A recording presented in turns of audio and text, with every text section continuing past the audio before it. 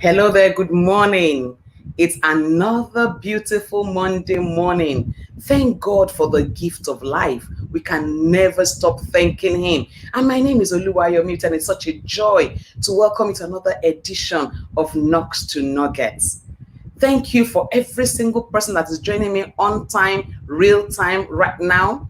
And for everyone that will watch thereafter, I say a big thank you.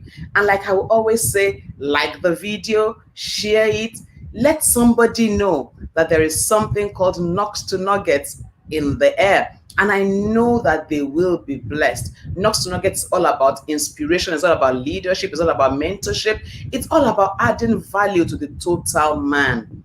And I know your life can't be the same again after every Monday. That's a church cliche, right? But it's true. You know why? Knowledge always improves. Remember, knowledge is not power, knowledge is potential power. What makes it power is your action. So everything you get, please act on it. So for like two editions now, we're talking about mental health, maybe three. Talked about, different things that can affect your mental health. And today I have somebody here who is not just going to talk from book or from head knowledge, but from personal experience. And my guest today, I'm so excited to have her, Dr. Viv, as she's popularly called, is a vivacious and full of life personality. She is a life reset and self-reinvention strategist. Did you hear that? She's a consultant, a speaker, a teacher with a passion for helping ambitious leaders, organizations, and individuals become more empathetic, well-being, and growth aware so they can thrive better. She's a chemical engineer by training with a PhD and ex-management consultant to a top UK-based consulting firm. Inspired by her journey as a high-achieving professional and recovering perfectionist who overcame major trauma, depression, and sudden change, Vivian taps into the invaluable lessons she has learned from overcoming her most challenging life experiences and bouncing back to empower and helping people reset, rediscover their value, confidence, and potential, and grow through their experiences. So she's not just coming from a head knowledge, she's coming from experience. She's an NLP certified life coach. She's a John Maxwell team leadership coach. She's a speaker and teacher, like I said earlier. She's a podcast host of Reset with Dr. Viv. And she's a UK certified mental health first aider. She's the author of Shadows in the Mirror, The Many Faces of Depression, and contributing author to Unzenable, a guide to stress less and be more. You need to hear her. She's a singer, she's a worship leader who loves the Lord, and she loves to share from her experience and impact people. And I'm proud to say that she's also a member of my church. She's a Tremite. Ooh. So join me this morning as I welcome to the Knocks to Nugget platform no other than Dr. Viv. Reverend, thank you. Thank you. So good to be on here. And thank you for having me on the show, Knocks to Nuggets. We're knocking it out. Yes, we are knocking it out. I tell you, you clearly got me out of bed this morning. And made up at this time. Thank you for the sacrifice. I know how it feels. I know. If I wasn't the host, I'm sure I'll be saying exactly that today. Thank you so much. Thank you. For like 3 Mondays now, we're talking about things that really affect our core. One of the things that we are known to do, particularly Christians, is to Christianize everything and hide our true emotions. And it eats us up. And so we have been unmasking the various phases of mental health. And today we want to unmask depression. Let me come straight at you. What exactly is depression? Let me just say again, I know I said it to you, but I want to say it, thank you for bringing up this topic and for doing what you're doing, especially around this topic, around this area. And you said something about Christianizing it. Because depression is one that really needs to be heavily talked about with the church or religious groups, let me put it that way, and one that really needs to be dealt with within our community. When people hear depression, a lot of times, right, we think of depression as sadness. We someone is sad and they say, "Well, I'm depressed." Mm-hmm. But depression is way more than that, right? And it's a common, very common. I want to stress the common because Wow. many times people think it's only certain people that go through it, or what's it called? It's a certain, it's not for me. It doesn't happen to people like me. But depression, Mm. right? Depression is very, very, very common, and it's a common, like say, mental health issue or medical condition, right? That negatively affects how you feel, how you think, and how you act, right? Mm. Depression can be experienced by anybody. Now, what is very common, or a very common symptom, let me put it like this, is sadness, right? Is a Mm. characteristic of depression. But it's more than sadness because anybody can be sad. Where that sadness extends for 2 weeks or more, Mm. there is something. Okay. And besides just sadness, it can be characterized by loss of interest in the things you once enjoyed. It can be characterized by, changes in behavior. It can be characterized by people going into substance abuse or alcohol abuse. It can be, involuntary negativity when someone is always negative, or someone is talking suicide and all the likes and things like that. Like, these are Mm. all symptoms. There's more of depression, but just to give an overview, it affects how you think, it affects how you feel, it affects how you act. Okay. Mm. And it is very common, they've been termed the black dog. And I think it was Winston Churchill that had called it that at that time, but it is very common.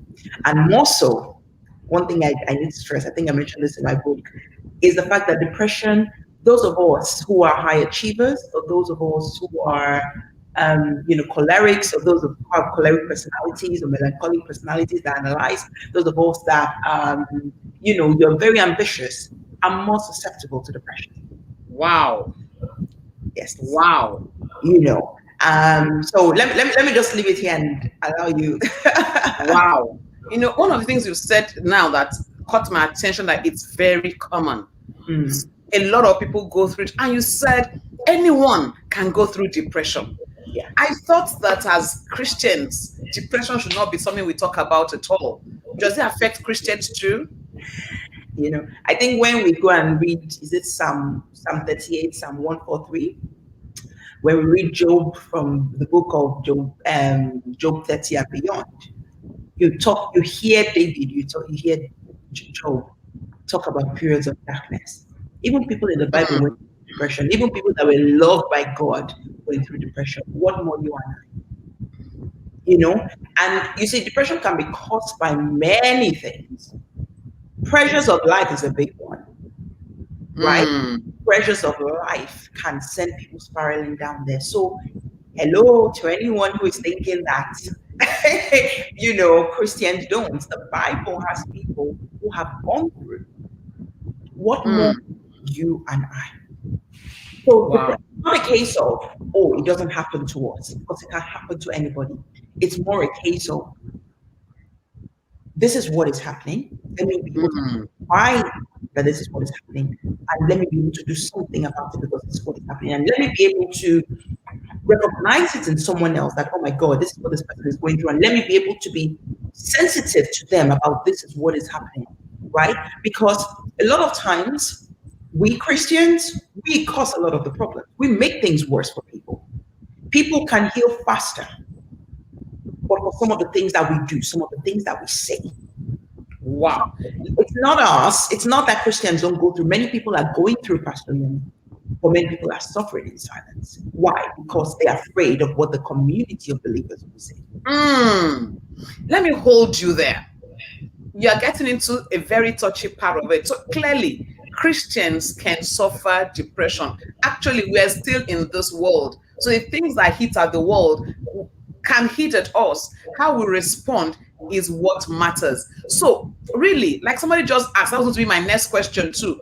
Are there symptoms? What do we look out for to say, this might be depression?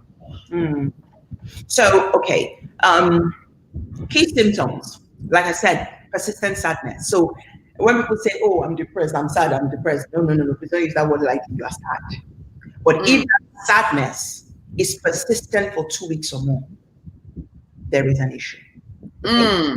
Having said this, and I want to mask this, why? Because um, look at it this way: many people are wearing a happy mask on their face even when they are struggling, right? So people are masking that sadness to make the world think they are okay. So I wanted to balance that for people to be mindful of that. Mm. Persistent sadness is a key symptom of depression, but many people have learned to mask it because they don't want people to know. Okay. Now, the second thing is a change in behavior, right? And I often say this: you can notice it in yourself or notice it in others when people know themselves or people understand that you can. It's like when I'm a lively person, right? All of a sudden, I'm withdrawn. You notice a change of behavior. Okay. Mm. So when someone has suddenly become withdrawn, that could be a symptom of depression. Mm. Also, loss of interest in hobbies, or somebody is used to what's it called now, being um, maybe play music, wanting to sing, wanting to do many things, and all of a sudden they don't have any interest. I Mm. lost interest in many things. Wow. That is the classic symptom, right? Anxiety, and anxiety, they say, is the twin of depression. Someone is always anxious, you know, Mm. come alongside. Involuntary negativity. Mm. Someone negative, somebody is saying something, someone is sounding, just saying the wrong things. Like when I'm saying wrong things, like negative things, sounding very negative. Oh, my life is worthless, my life is this, my life is that. And the thing is, I want to stress on this one, right? Because there's nothing as painful as when people tell you snap out of it.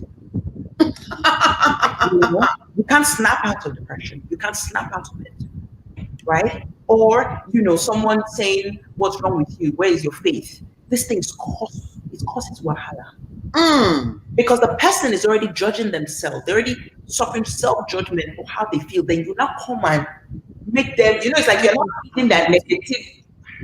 So you can't snap out of depression. You can't snap. Mm. You can't flip your fingers and does that. And I said that involuntary because people need to recognize that it's involuntary. It's something going on in their mind, right? Mm. Because there's a chemical imbalance that is going on. So Yeah. that's part of it. Low self-esteem, as I mentioned, feelings of hopelessness, worthlessness, irritability. Someone is even more irritable. Depression can make you very irritable.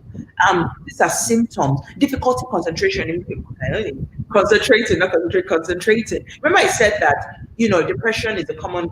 It's common and it impacts how you feel, how you act, how you behave, right? So you can't struggling to concentrate, you're struggling to focus, you're struggling to make decisions. These are all symptoms. Challenges with sleep, challenges with weight. Oh gosh, I think I put on like so much weight when I was going through mine at the time. So all of this are symptoms. People talking about suicide. Someone is saying, "I want to kill myself." Someone is saying, "I want to do that." And I go, "Why are you talking like this? What's wrong with you?" No, no, no, no. Something is going on. Mm. To judge it because we do more damage when we judge. It is in the stopping to ask what is going on that we Mm. do something about it. Physical aches and pains. So, depression can manifest as physical aches and pain, which, is known as somatization. I remember I was, during my time at the time, I was once rushed to hospital because I couldn't breathe. And after they did many tests and do everything, my organs were, like say, closing up on me, but there was no physical. Sorry, there was no physical reason. It was psychological. That was my More psychological. aches and pains. So this has like some like some of the symptoms, Wow. but it's hopefully that sort of covers. And let me say, not that someone may not necessarily manifest all of them, but sadness is key. Bear in mind that people may cover it because they're trying to look good to you or making you feel superior. That is a key one, and then most of the other things. Wow, you've said so many things that we have. Like as we were talking, I said to myself, I've noticed a change of behavior in some people, and I just ignored it. Maybe I could have gone closer to maybe if I knew what I'm knowing now, maybe I've handled that differently. Are there stages in depression? Are there? Does it come gradually or it just comes bam and it hits at you? Hmm. So So, well, depression can go from being mild to major and, and all the likes. But without going into all that, going to detail into that, let me put it this way. Um, Sometimes you're slipping into depression and you don't Mm, really realize it. Okay, but like I said, sadness is key, mm. right? Now, it's not. It doesn't have to be a killer blow like that.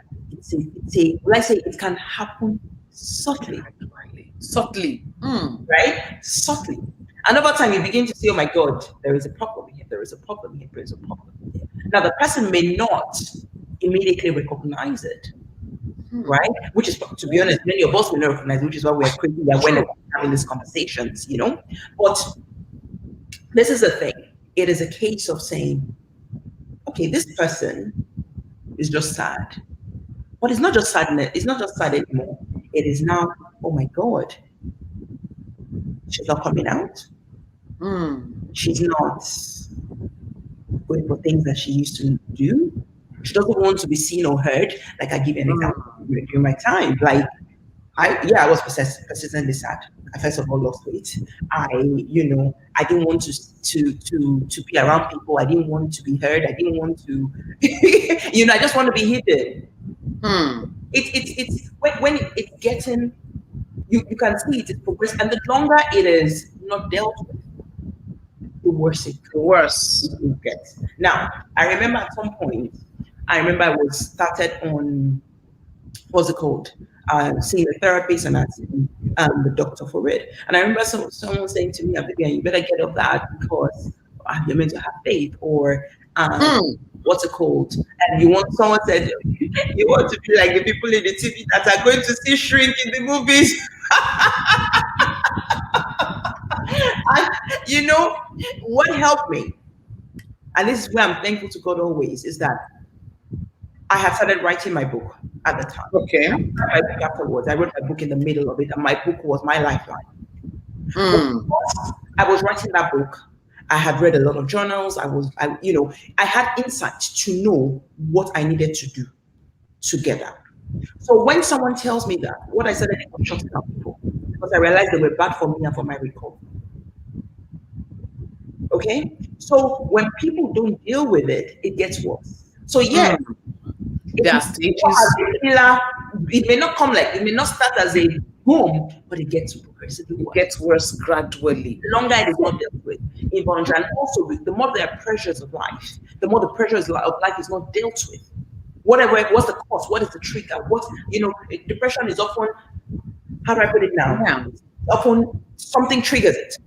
Something Like always triggers it. yes, something triggers it. And if you don't deal, which is why sometimes people would go and like take medication. And medication, sometimes if you need to take medication, take it. But you also want to balance it with what is the trigger? Where that cause is there, where that trigger event is still there, not dealt with. It's like you are healing, it's like you are dealing with, it's like you're covering a wound with plaster, but not dealing Not with it, dealing not with this dealing stuff. with it, right? Hmm. So hopefully I responded So, on Dr. Viv, how do we? Okay, so somebody is slipping into depression, or I'm beginning to see that things are not adding up. How do we deal with it? What are the steps for dealing with it? What must I just run to a psychiatrist and say, "Hey, doctor, doctor, doctor, save me"? What can I do? first thing to do is to acknowledge it. Mm, That is a problem. You can't solve what you can't name. You can't solve what you deny, right? And many people going through will be like, "Oh, no, there's nothing wrong with me." So the first thing is acknowledge that there is a problem. Okay. okay. I think something I want to say here as well is on dealing with emotions. Many of us think that when we deal with emotions, that somebody is weak. And no, depression is not Mm, dealing with your emotion is not weakness. Many people actually even go into depression because they're not dealing with emotions. wow.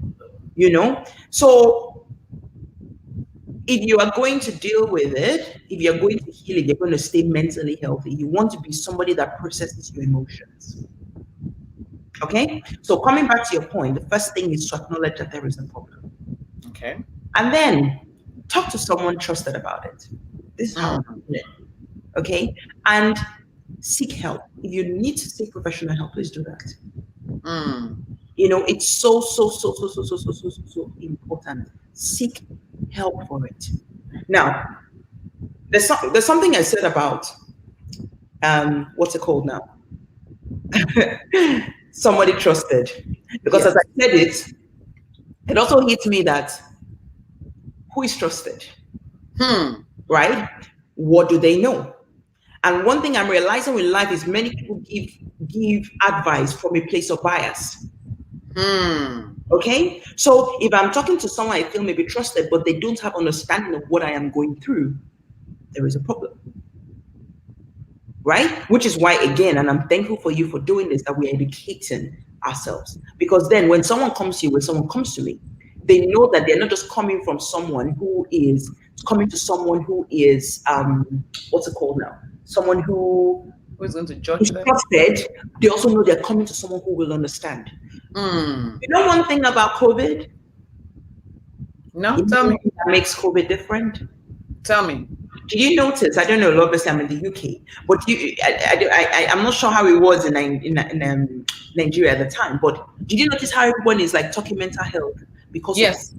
Yes. what was different about it? Do you know? Tell me. I did not have to explain what COVID was because everyone was going through the same thing. It was a normalized situation. So Hmm. even those that we're not talking mental health before everybody's like, hey, it's stressful, oh, because you are going through COVID, I'm going through COVID, all of us. So everybody is well feeling the same pain. So all of a sudden, a normalized situation that everyone is going through has made everyone understand that, oh my God, mental health can be affected. Hmm. But you don't have to go through what somebody is going through before you can understand what they are going through. Hmm. True. And True. that is where the challenge comes. So when you ask, what should we do? I talked first of all from the angle of people going through it. I've said seek help, don't suffer. And I'll say it again, don't suffer in silence if you're going through it. Right? Acknowledge it, want to do something about it, and seek help for it. When I talk about talk to somebody who is trusted, or talking about somebody who wants to be able to recognize that, oh, somebody is going through that problem, empathy. Empathy. Empathy. Very, very important. Right? Empathy is not sympathy. Empathy is more than sympathy. Sympathy will say, oh, hey, yeah. Empathy will say, oh my God, let me think with, not with just with my head, but with my heart. What can we do? What can we do? Empathy will walk in the shoes of the person and give the person a way to Hmm. understand. Where sympathy may say, hey, yeah, don't worry, God is on your side. Wow. Empathy will recognize that, oh my God, this person is going through a lot. This is not what they need to hear right now. Maybe I just need to sit with them to let them know that I'm on this journey with them. Maybe I just need to be able to say to them, what can I do to help you? How can I be there for you? Versus throwing the religious, the Christianese words. Hmm. Because when you do that, how do you encourage the person to seek help? Because you are making them, you're going to be making them feel worse than Feel they worse than they feel. actually Yes. started. And I want to stress some things, right? Especially for those of Christian, you know, um, those of us who are Christians, and more so from the angle of how do I say it now? Because talking, if I'm going through and I'm saying, oh, I'm advising people to talk to someone, right? I want to be sure that the person they're talking to is it's not going to make things worse, right? Exactly. So some things, for example, we must be slow to judge. Many of us Slow are slow to judge. right? Many of us are slow to judge. We're slow to pass opinions. Many of us Christian brothers, many of us Christian sisters, we're very slow. We're very quick to Quick. judge why somebody is going through, but you don't know why somebody is going through. So educate yourself. I think that is the first thing. And then statements like, "Oh, everything happens for a reason." Hello, the person doesn't need to hear that right now. How is that helping them right now? What doesn't kill you make you stronger. But why? Why will you say it to them? They tell you that I want to be strong so that the pressure will come and feel me. It's like we say these things. It's like cliche sentences because we Hmm. or we're causing more damage. Snap out of it, I already dealt with that. You can't snap. Mm-hmm. And I think one that I want to say, really emphasize is, God will not give you more than you can bear. Ha. Mm. If I remember that Bible verse, and let me just grab it, my phone. I want to be able For to, real. I want to be able to read that. First Corinthians 10:13. Mm. Um, Let me just grab my phone because I want to be able to read it. Corinthians 10:13. Yes. Okay. So this is what the Bible says, and I want to stress this because many of us say it here. The Bible says they had no temptation taking you, but such as is common to man. Yeah. God is faithful, who will not suffer you to be tempted above that ye are able, but will with the temptation also make a way of escape that ye may be able to bear it. So even the Bible recognizes that sometimes it's a lot, and that God will make a way of escape. Many times, Wow. believers will throw, God will not give you more than you can bear, rather than praying for God to make a way of escape to help them bear it. Hmm. So that statement puts a lot of judgment on people, puts a lot of heaviness on people. God will not give you more than you can bear. No, sometimes it's too much to bear. Hmm. Rather, Hmm. pray for them. Pray for people that God will give them a way of escape to help them through what is heavy on them. Wow. These are some of the statements, and this is somehow we, we, Some of the ways we can. So, yeah, in what you have said, you have technically given us non-medical ways of handling depression. mm, Talk, acknowledge it. Talk to a trusted person. yeah, And if somebody is talking to you, learn to empathize with the person. yeah, Be yeah. slow to judge. Watch what you say. Pray for them. So those are non-medical ways Yeah. of Can dealing I with just add as depression. well, right? There's something about also looking after yourself and being kind to yourself. You remember I talked about dealing with emotions and processing emotions? Be We kind must to be yourself. people, yes, be kind to yourself because remember I also mentioned that many of us who are ambitious, who are have perfectionist tendencies, which is why I call myself a recovering perfectionist because I've had to deal with that, right? Many of us who are high achievers are more susceptible to depression. Why? Because you are harder on yourself, right? Things happen.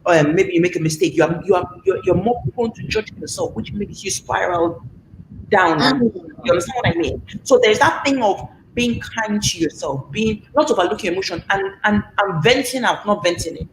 Mm. That's not what I Vent mean. out. Venting out, not venting Don't in. vent in.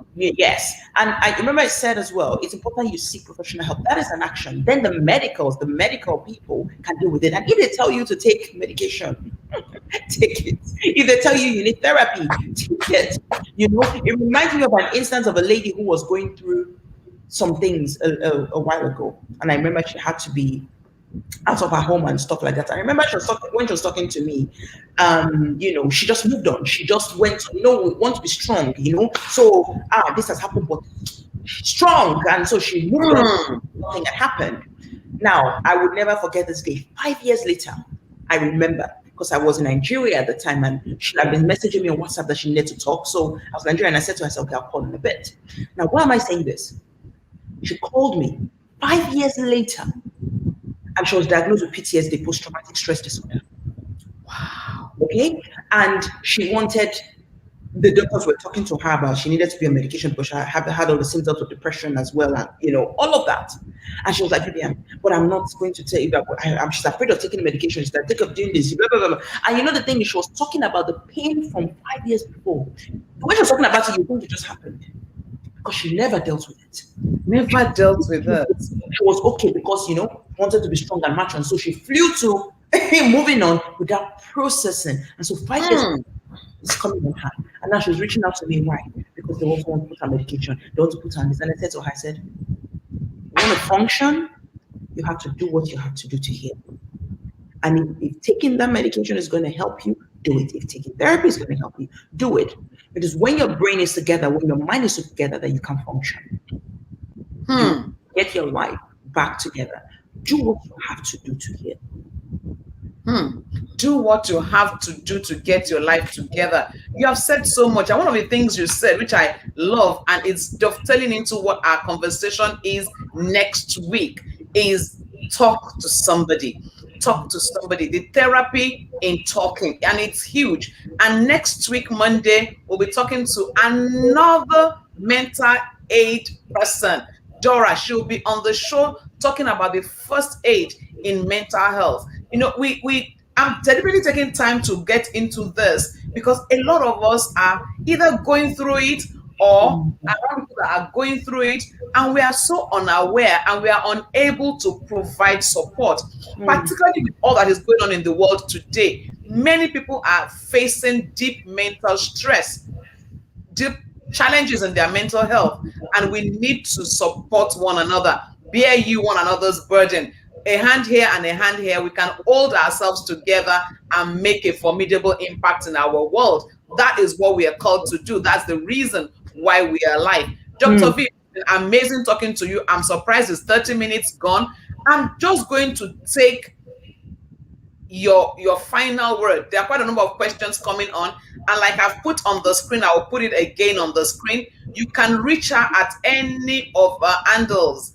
I mean, she's always a delight to talk to. Each time we talk, we just keep going, and we said to ourselves, today we'll keep it in 30 minutes. So you can check it on Instagram, on Facebook, or on her website. You can reach out to her. I'm sure she'll be glad to touch base with you, to answer those questions, to fill in those spaces. And so before we go, Dr. Viv, can I have your final word? My final word would be this: that God is a God of love. God is a God of mercy. God is a God of hope, right? Depression can make you feel like all is lost. And a lot of times that is not from a place of just you, it's what is going on in your mind involuntarily. So I want those of us, if anyone is going through it, I want you to know that you're not alone Mm, and it's okay. mm, Okay. I need you to know that it's okay. Don't struggle in silence. Seek the help, seek the support you need for it. And secondly, for those of us who may not be going through it, an openness to understand is key. Empathy is key, right? We must, as Christians, become a people of empathy. We must, as Christians, become a people that are slow to pass opinions, slow to judge others. If you're going to want to help properly, you must start with empathy. What would Jesus do? What would Jesus say to someone who's going through depression? mm. To be able to help them, you must be able to think like that. Depression is real and it can happen to anybody. So Hmm. please, please encourage people to seek help in love. Don't judge them. Don't pass cliche statements. If anything at all, stop and say, how can I help you? I'm here for you. That's what I would say. Thank you so much. Never judge. If anything, ask, how can I help you? And if you're going through it, you are not alone. It's okay. And that's what we really need to hear again and again. It's okay.